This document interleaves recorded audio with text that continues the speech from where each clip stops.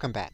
Now, if you go back to the Audacity page, you're going to see that there are going to be areas where you can download for your specific system.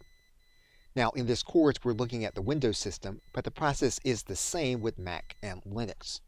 What you're going to notice on this page, if you scroll down past the downloads, is you're going to see optional downloads. And you're going to want to pay attention to two things in particular. One, the FFmpeg import-export library. And again, you may have noticed that in a previous video, if you had a previous version installed, that you'll need to make sure that this library is operational in the new software.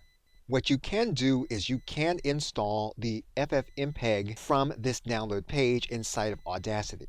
However, what you can also do if you had a previous version is to go to Edit, then Preferences. Once you open up Edit and Preferences, you're going to go to this Libraries.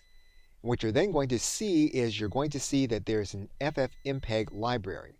Now, because we had the error message, FFmpeg library was not found, we're going to click this Download button. And that's going to take you back to the download page.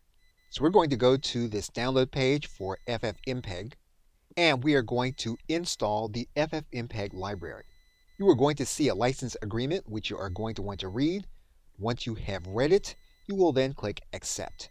You will then install the FFmpeg library. You'll then click Finish to exit the setup.